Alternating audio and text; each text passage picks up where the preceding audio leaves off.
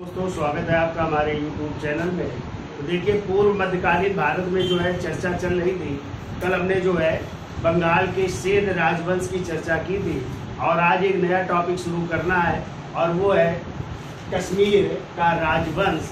तो कश्मीर के राजवंश शुरू करने से पहले कुछ क्वेश्चन पूछ लेते हैं, फिर आगे चलते हैं।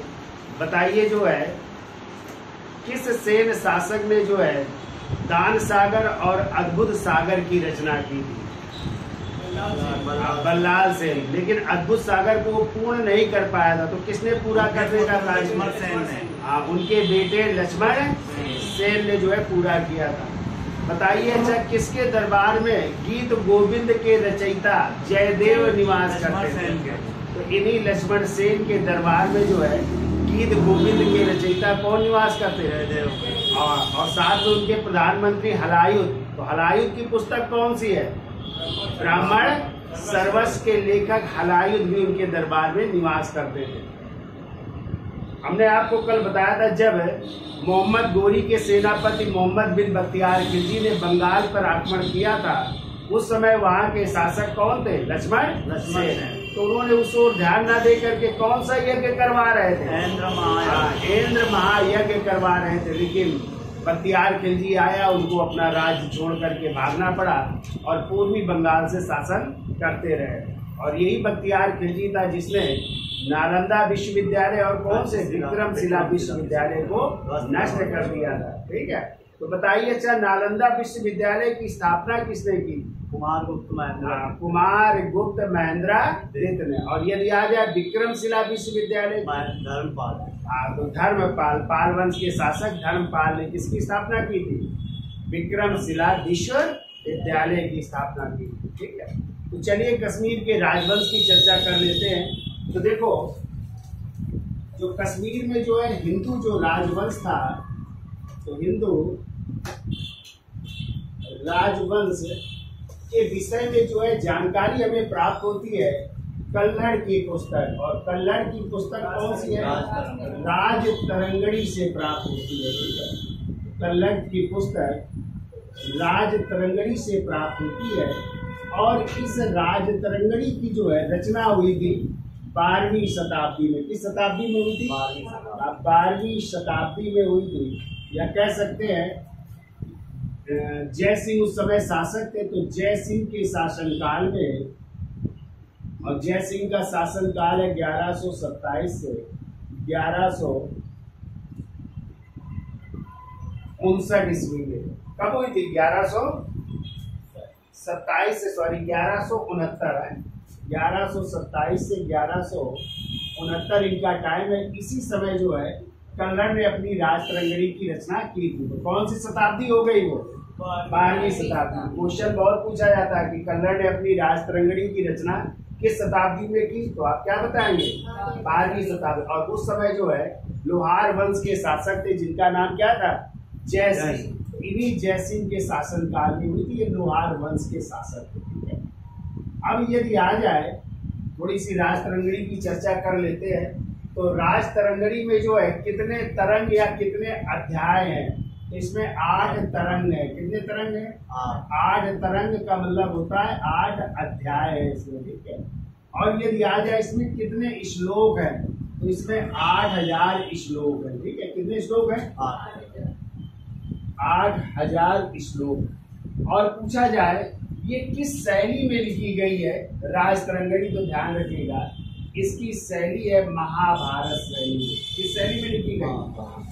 महाभारत शैली में लिखी गई, ये ध्यान रखिएगा। तो चलिए क्वेश्चन पूछते हैं। बताइए आप लोग, कौटिल्य की पुस्तक अर्थशास्त्र पढ़ा है ना? अर्थशास्त्र किस शैली में लिखी गई है? जल्दी से कमेंट बॉक्स में तो जो है यदि आ जाए अर्थशास्त्र किस शैली में लिखी गई है? 3rd पर्सन, यानी अन्य पुरुष शैली में लिखी गई है। ठीक है, और ये किस शैली में है? महाभारत शैली में लिखी गई है। आपकी कौन सी? कल्लड़ की पुस्तक राज तरंगड़ी। ठीक है, अब देखो इसमें जो है जो प्रथम 3 तरंग है उसमें कश्मीर का प्राचीन इतिहास है। देखो प्रथम 3 तरंगों में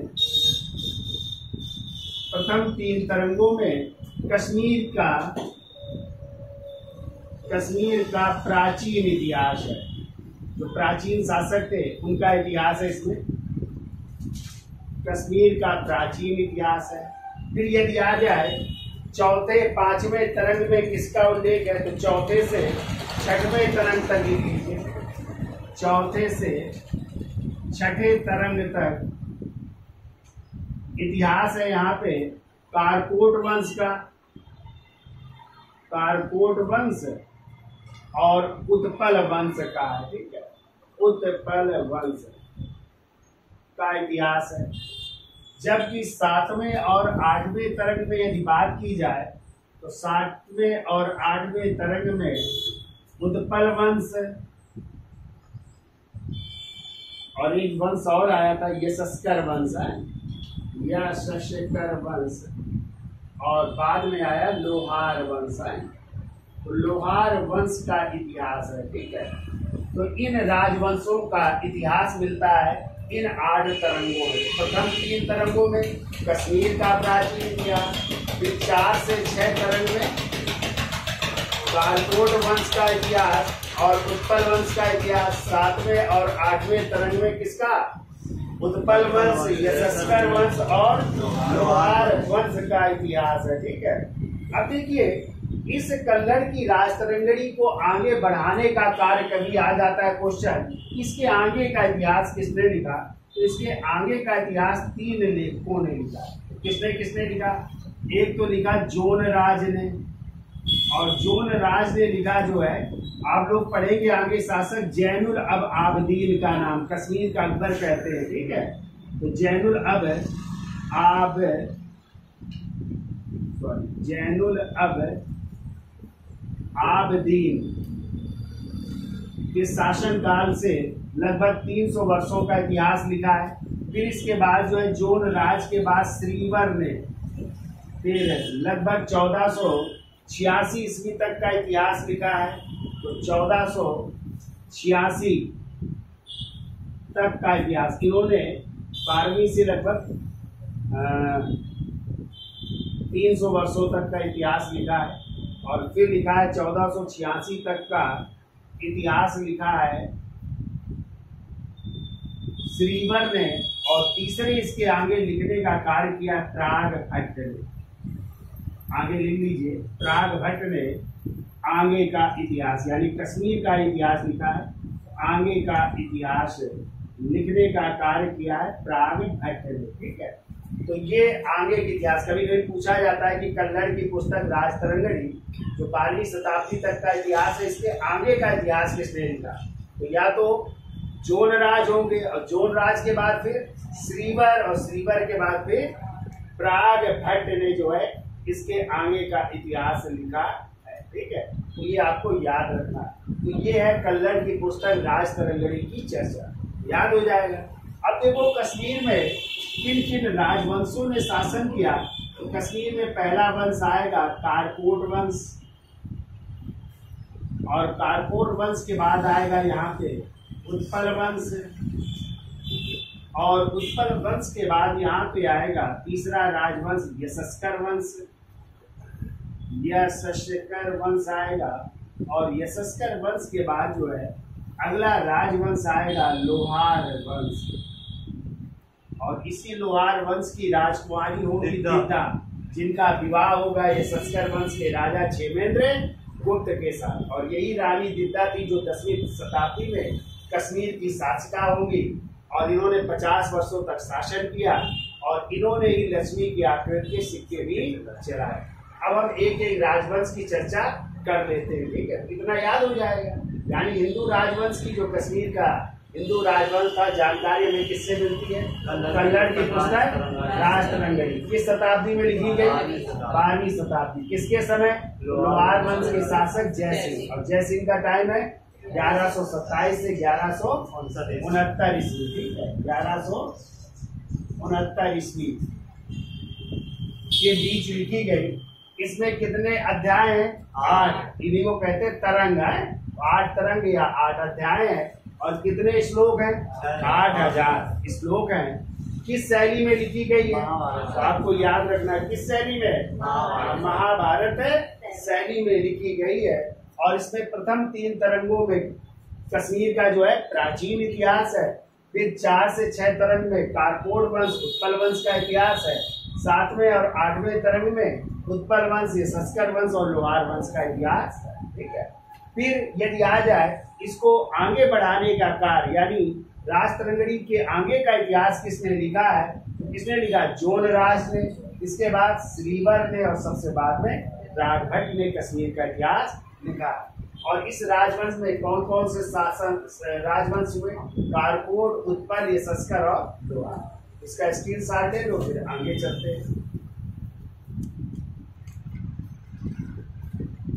देखिए कश्मीर का पहला राजवंश है और वो है कारकोट वंश। देखिए कारकोट वंश की यदि बात की जाए संस्थापक कौन थे तो वो थे दुर्लभ वर्धन। देखिए कारकोट वंश के संस्थापक दुर्लभ वर्धन थे, जिन्होंने 7वीं शताब्दी में इस वंश की स्थापना की। 7वीं शताब्दी में इस वंश की स्थापना की।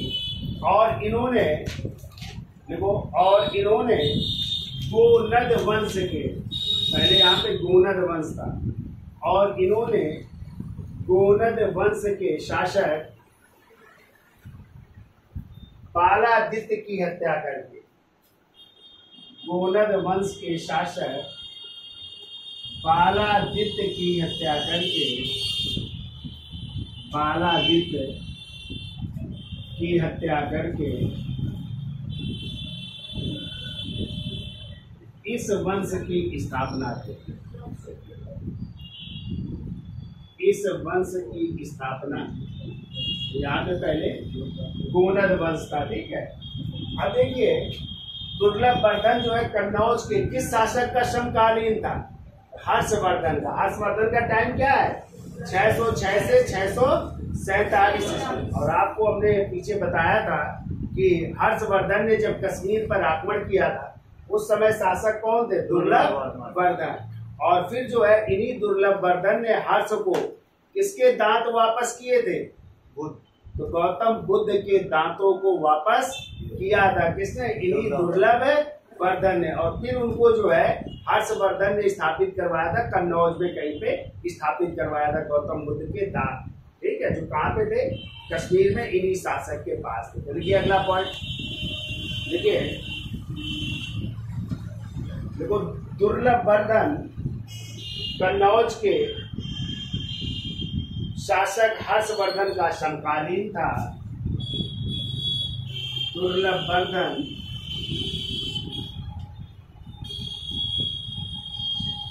कन्नौज के शासक, कन्नौज के शासक हर्षवर्धन का समकालीन था। हर्षवर्धन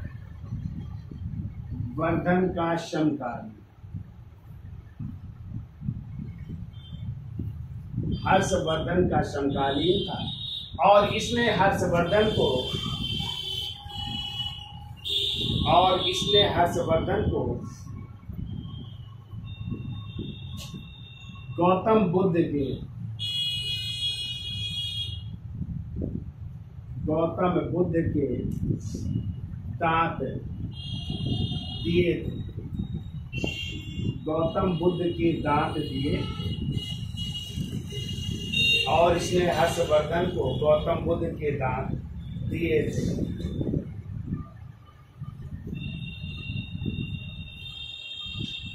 अगला पॉइंट को देखो, दुर्लभ वर्धन के बाद दुर्लभक, दुर्लभ वर्धन के बाद दुर्लभक अगला शासक बना जिसने प्रतापादित्य की उपाधि धारण कर, जिसने प्रतापादित्य की उपाधि धारण कर प्रतापपुर नगर की स्थापना की। एक नगर बसा रहा है, प्रतापपुर नगर की स्थापना की। देखिए दुर्लभ वर्धन के बाद दुर्लभक अगला शासक बना, जिसने प्रतापादित्य की उपाधि धारण करके प्रतापपुर नगर की स्थापना, प्रतापपुर नगर की स्थापना। अब देखिए दुर्लभक के बाद अगले शासक नाम मात्र के हैं, कौन कौन बने तो लिखिए। दुर्लभक के बाद चंद्रापीड़, चंद्रापीड़ प्रजादित्य, चंद्रापीड़ प्रजादित्य तथा दूसरा नाम लिखिए तारापीड़ उदयादित्य शासक बने। तारापीड़ उदयादित्य शासक बने। ये दो शासक बन रहे हैं, कम समय के लिए बन रहे हैं। और फिर इस वंश का शासक होता है ललितादित्य मुक्तापीड़। हेडिंग डाल लीजिए, अगला शासक है ललितादित्य मुक्तापीड़।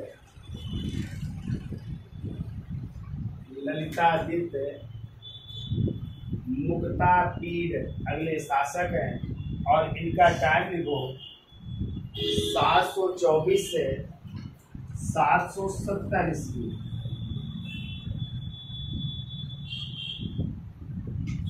724 से 770 ईस्वी है। इनके बारे में दो चीज याद रखनी है आपको। एक तो इन्होंने जो है, ध्यान रखिएगा, कश्मीर में जो है सूर्य के प्रसिद्ध मार्तंड मंदिर का निर्माण करवाया था। बहुत पूछा जाता है कि कश्मीर में सूर्य के प्रसिद्ध मार्तंड मंदिर का निर्माण किसने करवाया था, क्या बताएंगे? ललितादित्य मुक्तापीड़। और इन्होंने कश्मीर में नगर की स्थापना की थी और वो है परिहासपुर नामक नगर की भी स्थापना की थी। ये दो क्वेश्चन बहुत पूछे जाते हैं। तो आ जाए, सूर्य का प्रसिद्ध मार्तंड मंदिर किसने बनवाया? और कश्मीर में परिहासपुर नगर की स्थापना किसने की? ललितादित्य ने। ठीक है, तो देख लीजिए, थोड़ी सी कहानी लिखी है। वो कश्मीर के शासकों में सर्वाधिक शक्तिशाली शासक था। कश्मीर के शासकों में सर्वाधिक शक्तिशाली शासक था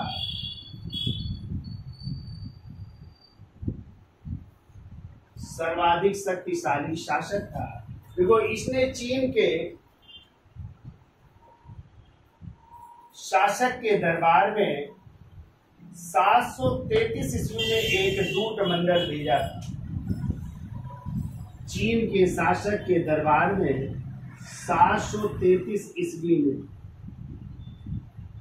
चीन में दूत मंडल भेजा था। चीन में दूत मंडल भेजा। देखिए, ललितादित्य ने कश्मीर में या कश्मीर के वो ललितादित्य ने कश्मीर में सूर्य के प्रसिद्ध, कश्मीर में सूर्य के प्रसिद्ध मार्तंड मंदिर का निर्माण करवाया। मार्तंड मंदिर का निर्माण करवाया और परिहासपुर नामक नगर की स्थापना की। परिहासपुर नामक नगर की स्थापना की। ये दो पॉइंट आपको याद रखने हैं, ठीक है। तो सूर्य के प्रसिद्ध मार्तंड मंदिर का निर्माण करवाया और परिहासपुर नामक नगर की स्थापना। परिहासपुर नामक नगर की स्थापना।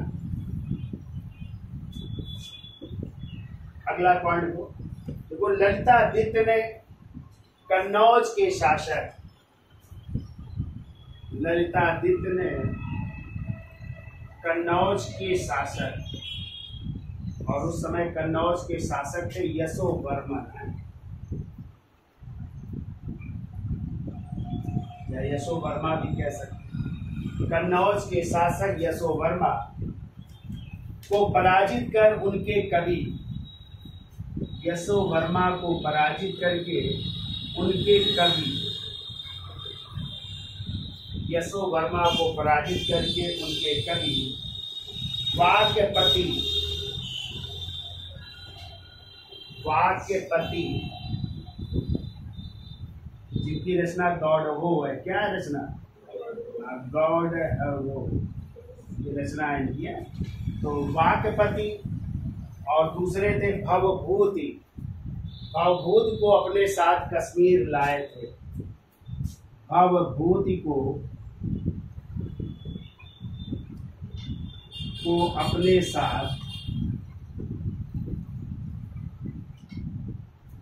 कश्मीर लाए थे।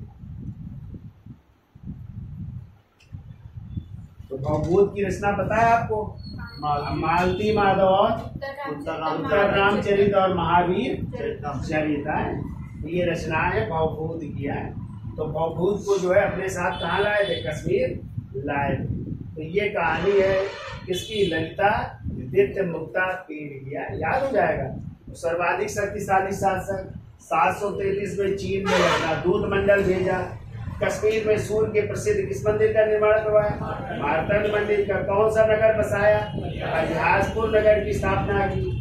और उसने जो है कन्नौज के शासक यशोवर्मा के जो कवि थे वाक्यपति, जिनकी रचना है गौड़ हो, और भवभूत को अपने साथ कहाँ ले आए थे, कश्मीर ले आए। ठीक है, अब देखिए इस शासक के बाद जो है अगले शासक बनते हैं, हेडिंग डाल लीजिए, जयापीड़ विनयादित्य। तो इसका स्क्रीन शॉट ले लो, फिर आगे चलते हैं।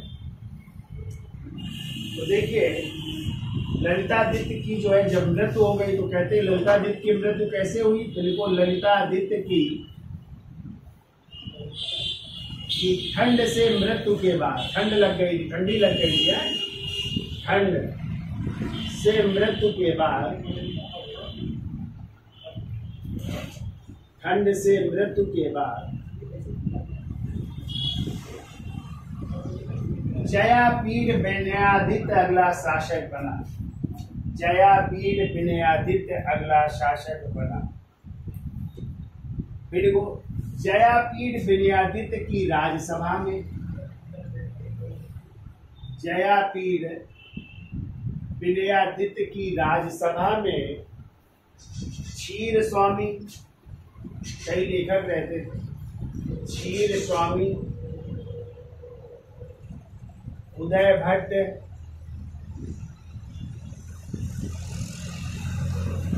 वामन, देखो जयापीड़ विनयादित्य की राजसभा में क्षीर स्वामी, उदय भट्ट, वामन और दामोदर गुप्त, और दामोदर गुप्त जैसे लेखक एवं विद्वान रहते थे, दामोदर गुप्त जैसे लेखक एवं विद्वान रहते थे। फिर वो इस वंश के अंतिम शासक, इस वंश के अंतिम शासक उत्पला दित्य या उत्पलापीड़, उत्पलापीड़, अंतिम शासक उत्पलापीड़ की 855 ईस्वी में, 855 ईस्वी में उसके एक मंत्री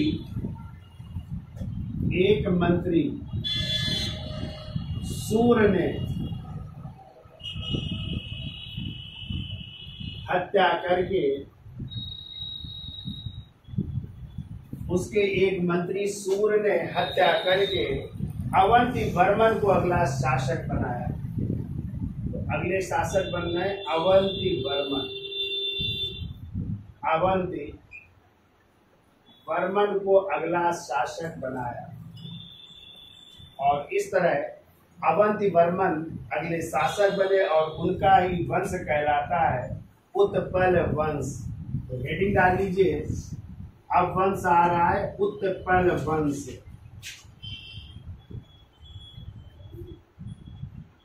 और उत्पल वंश के संस्थापक हैं अवंती वर्मन। तो हेडिंग डाल लीजिए अवंती वर्मन, और अवंती वर्मन का टाइमिंग है 855 से 883 ईस्वी। 855 से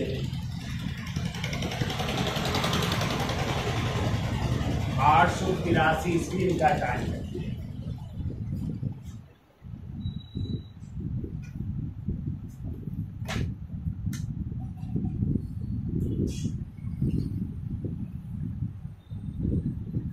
तो लिखिए, देखो कारकोट वंश के बाद जो है अवंती वर्मन ने जो है उत्पल वंश की स्थापना की। कारकोट वंश के बाद अवंती वर्मन ने उत्पल वंश की स्थापना की और अवंतीपुर नगर की स्थापना की। और अवंतीपुर नगर की स्थापना की। एक नगर बसा रहे हैं कश्मीर में, अवंतीपुर नगर है, और अवंतीपुर नगर की स्थापना। अगला पॉइंट को, अवंती वर्मन के समय ही अवंती वर्मन के समय ही डामरों ने, डामर जो है उस समय किसान थे, किसान हुआ करते थे, जनजात हुआ करते या जमींदार है। तो डामर जमींदारों या सामंतों का विद्रोह हुआ। डामरों यानी जमींदार, या कह सकते हैं सामंतों का विद्रोह हुआ। ये लोग विद्रोह कर रहे हैं, डामरों का विद्रोह, जो जमींदार थे या सामंत थे। देखो अवंती वर्मन के समय ही डामरों जमींदारों का विद्रोह हुआ। देखो अवंती वर्मन के मंत्री, क्वेश्चन कई बार आया, याद रखिएगा। अवंती वर्मन के मंत्री जिनका नाम था सूर्य, कहीं कहीं सूर्य भी मिलता है, एक कुशल इंजीनियर था। तो ये देखो बहुत ही अच्छा इंजीनियर था, कुशल इंजीनियर था।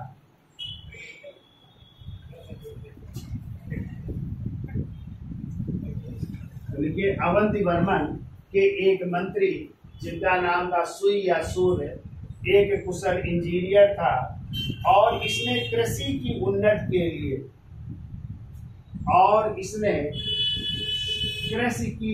के लिए, कृषि की उन्नति के लिए झेलम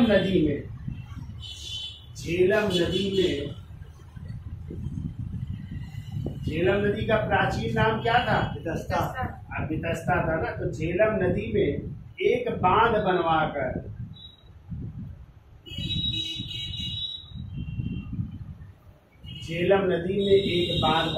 सिंचाई के लिए नहरों का निर्माण करवाया। सिंचाई के लिए नहरों का निर्माण करवाया, जिससे कृषि में क्या हो, उन्नति होगा। तो ये कई बार पूछा गया है कि कौन एक इंजीनियर थे जिन्होंने झेलम नदी में बांध बनवा करके सिंचाई के लिए नहरों का निर्माण करवाया। ठीक है, देखो, और इसी के नाम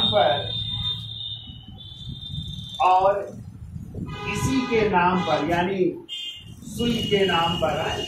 देखो, और इसी के नाम पर सूर्यपुर या वर्तमान में इसी को सोपोर कहते हैं। आपने सुना होगा, जब कश्मीर आप जाते हैं, गए हैं कभी? हाँ, तो सोपोर जिला, यहाँ पे आतंकवादी घटनाएं खूब होती थी।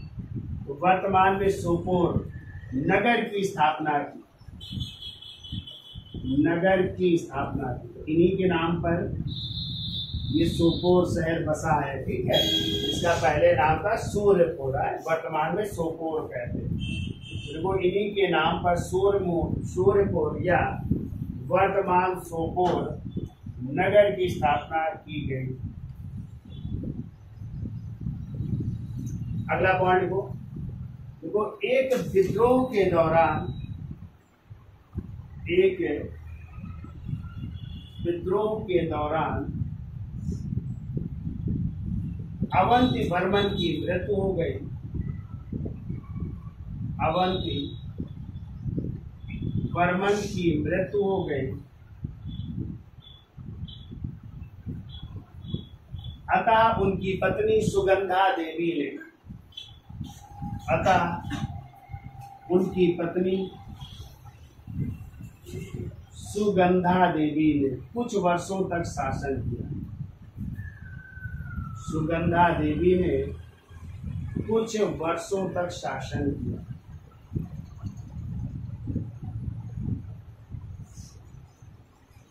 इन्होंने भी कुछ वर्षों तक शासन किया है, ठीक है, कुछ वर्षों तक शासन किया। अगला पॉइंट देखो, अवंती वर्मन के दरबार में, अवंती वर्मन के दरबार में धवनावलोक के लेखक कौन है? आनंद वर्धन निवास करते थे। ये काफी पुस्तक पूछी जाती है, याद रखिए। धवनावलोक के लेखक आनंद वर्धन निवास करते थे। धवनावलोक के लेखक आनंद वर्धन निवास करते थे। फिर को अवंती वर्मन के बाद कौन शासक बन रहे हैं, वहीं पे हम लिख देते हैं। देखो अवंती वर्मन के बाद क्रमशः शंकर वर्मन, शंकर वर्मन 885 से 902 ईस्वी। फिर लिखिए इसके बाद गोपाल वर्मन,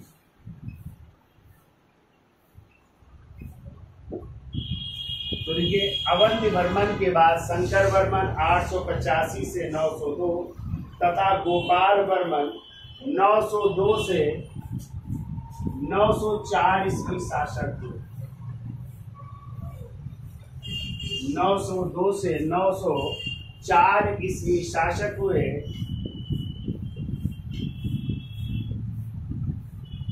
और इसी गोपाल वर्मन से, और इसी गोपाल वर्मन से यशस्कर नामक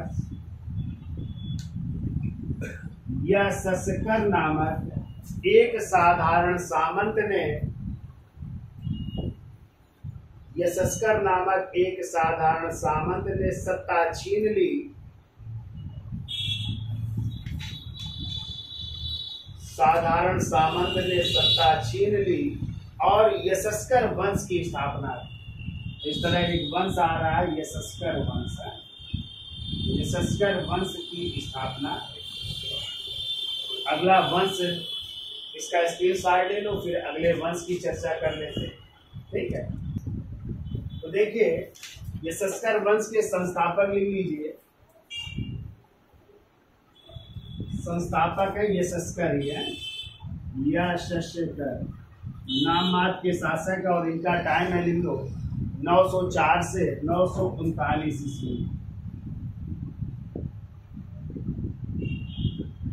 इसके बाद इनके मंत्री कुछ समय तक रहे जिनका नाम है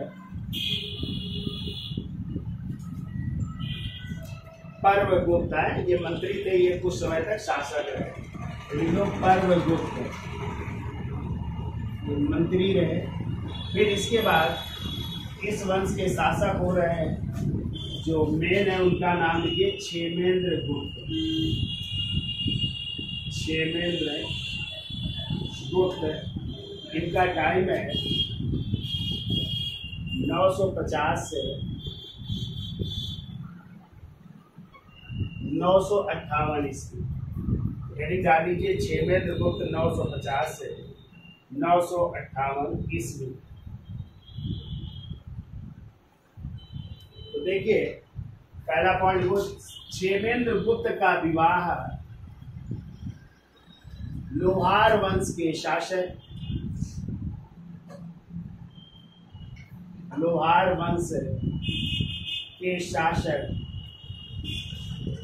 भीम की पुत्री दिद्दा से हुआ था। भीम की पुत्री राजकुमारी दिद्दा से हुआ था। राजकुमारी दिद्दा से हुआ था। लोहार वंश की राजकुमारी थी दिद्दा, उनके साथ हुआ था। ठीक है, परंतु 958 ईस्वी में देखो इनकी मृत्यु हो रही है। ठीक है, परंतु 958 ईस्वी में क्षेमेंद्र गुप्त की मृत्यु हो गई। 958 ईस्वी में क्षेमेंद्र गुप्त की मृत्यु हो गई। अतः रानी दिद्दा ने अपने अल्प वयस्क पुत्र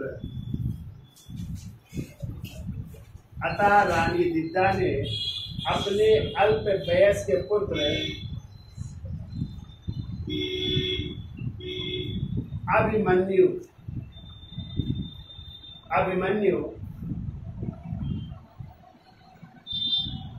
की संरक्षिका के रूप में शासन किया। अपने पुत्र अभिमन्यु की संरक्षिका के रूप में शासन किया। संरक्षिका के रूप में शासन किया। परंतु 972 में अभिमन्यु की मृत्यु हो जाने पर, परंतु 972 ईस्वी में अभिमन्यु की मृत्यु हो जाने पर रानी दिद्दा ने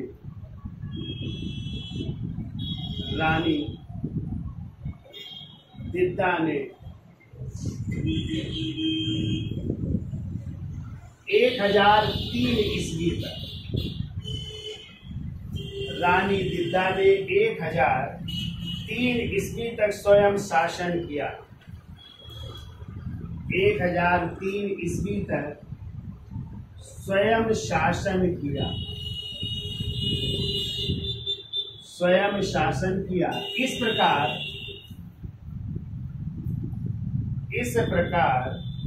कश्मीर की सत्ता व्यावहारिक रूप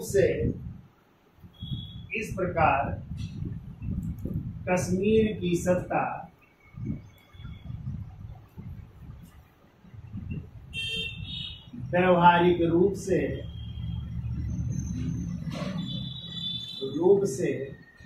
रानी दिद्दा के पास 50 वर्षों तक रही। रानी दिद्दा के पास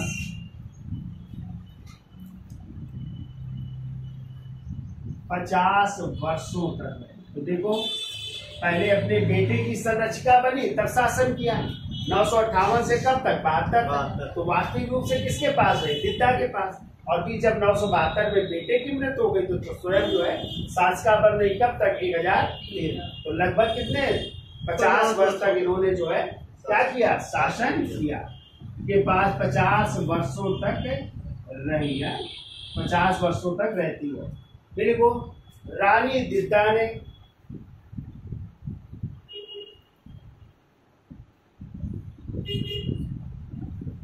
श्रीनगर में दिद्दा मठ, रानी दिद्दा ने श्रीनगर में दिद्दा मठ, एक मठ बनवा रही है, दिद्दा मठ एवं लक्ष्मी की आकृति के सिक्के चलाए। ये याद रखिएगा, लक्ष्मी की आकृति के सिक्के चलाए। लक्ष्मी देवी की आकृति के लक्ष्मी देवी की आकृति के सिक्के चढ़ाए।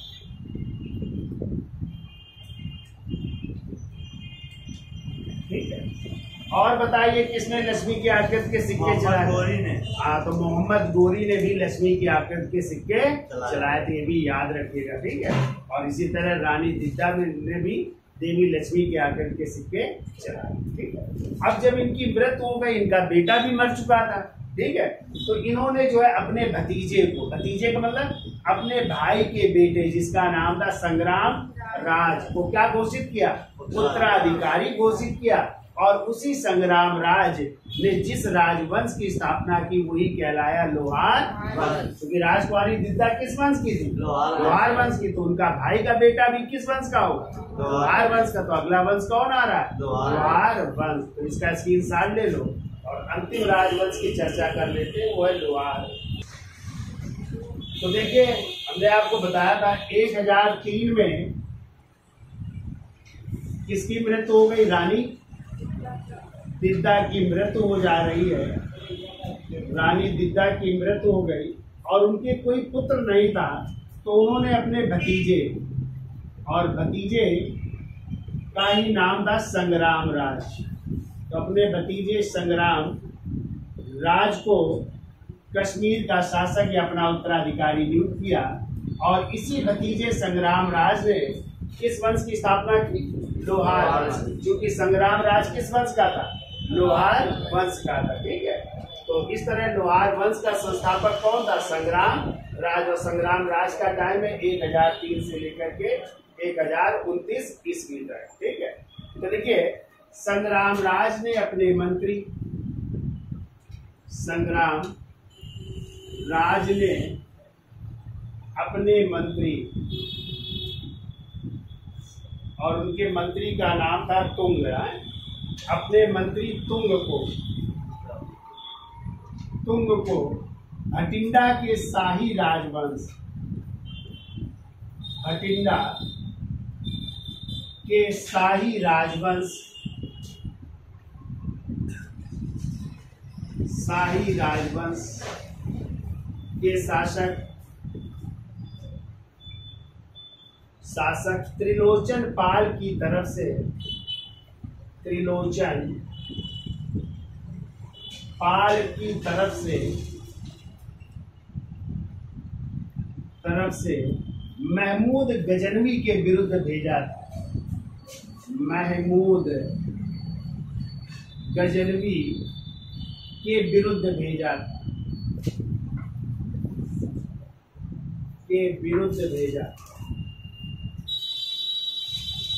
तो किसको भेजा था? अपने मंत्री जिसका नाम था तुंग। किसके साथ लड़ने के लिए? त्रिलोचन पाल के साथ। किसके विरुद्ध? महमूद। क्योंकि महमूद गजनी के आक्रमण हुए थे ना भारत में 17 बार, जो 1000 से शुरू हुए थे और 1027 तक हुए थे ना। और उसी का प्रसिद्ध आक्रमण था सोमनाथ के मंदिर को लूटा। कब लूटा था? 1025 ईस्वी में लूटा था ना सोमनाथ के मंदिर को। तो त्रिलोचन पाल की तरफ से भेजा था अपने मंत्री को। ठीक है, देखिए, संग्राम राज के बाद उसका पुत्र, संग्राम राज के बाद पुत्र हरिराज, संग्राम राज के बाद उसका पुत्र हरिराज 22 दिनों तक शासक रहा। हरिराज 22 दिनों तक शासक रहा और उसकी हत्या अनंत ने कर दी, या अनंत वर्मन ने कर दी। और उसकी हत्या अनंत या अनंत वर्मन ने कर दिया। अगला शासक लिख लो अनंत, अगला शासक बन रहा है अनंत, अनंत केवल लिखना है, वर्मन काट दीजिए। और अनंत का टाइम है 1029 से 1063 ईस्वी।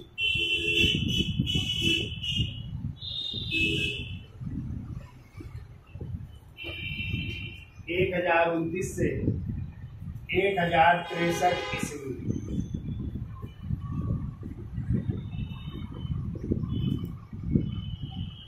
देखो इसके समय राज्य आर्थिक रूप से कमजोर हो गया।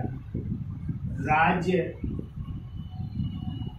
आर्थिक रूप से कमजोर हो गया। इसके समय राज्य आर्थिक रूप से कमजोर हो गया। अतः इसकी पत्नी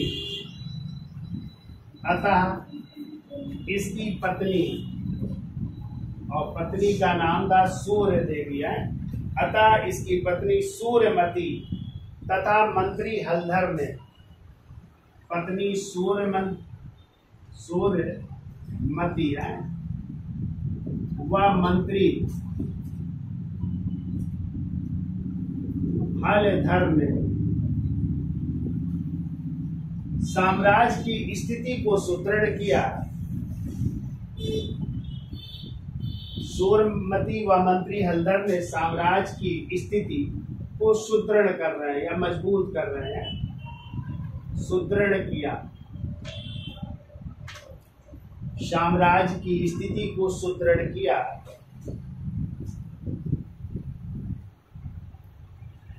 देखो इसने अपने पुत्र कलश के पक्ष में, अपने पुत्र कलश के पक्ष में गद्दी त्याग दी।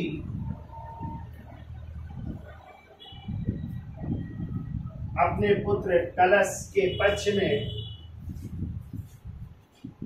गद्दी त्याग दी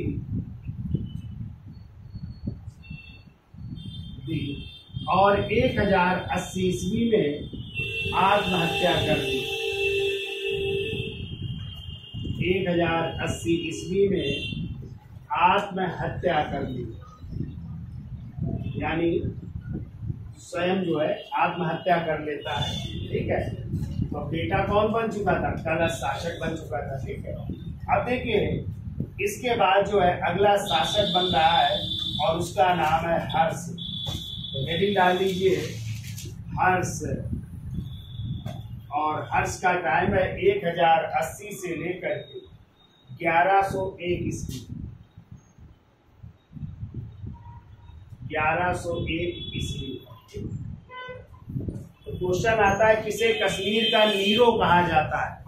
हर्ष को कश्मीर का नीरो कहा जाता है। कहते हैं पहले उसकी जो व्यवस्था थी बहुत अच्छी थी है, लेकिन फिर उसने मंदिरों को ही लूटना शुरू कर दिया। इस कारण जो है उसे जालिम के नाम से भी जाना जाता है। तो कहते इतनी वहां पे कश्मीर में अराजकता फैल गई कि इतनी लूट खसोट होने लगी।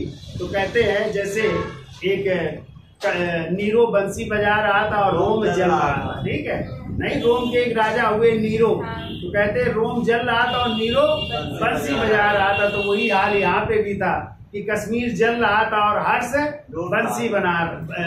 जो है बंसी बजा रहा था। ठीक है, लेकिन पहले इसके कार्य अच्छे थे, तब इसे जो है कश्मीर का क्या कहा जाता था? नीरो कहा जाता था हर्ष को। ठीक है, लेकिन बाद में इसने मंदिरों को ही, मठों को ही, बौद्ध मठों को ही लूटना शुरू कर दिया। इस कारण उसे जो है जालिम के नाम से भी जाना जाता है। ये क्वेश्चन कई बार पूछा गया है, याद रखिएगा। तो चलिए लिख लीजिए इसके बारे में। देखो प्रारंभ में हर्ष का शासन ठीक था। प्रारंभ में हर्ष का शासन ठीक था, इसलिए हर्ष को कश्मीर का नीरो कहा जाता था। कश्मीर का नीरो कहा जाता था। किंतु बाद में उसने मठों और मंदिरों की संपत्ति को लूटना शुरू कर दिया। किंतु बाद में उसने मठों व मंदिरों की संपत्ति को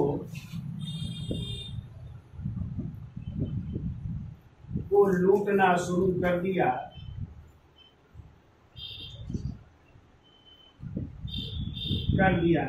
इसलिए उसे जालिम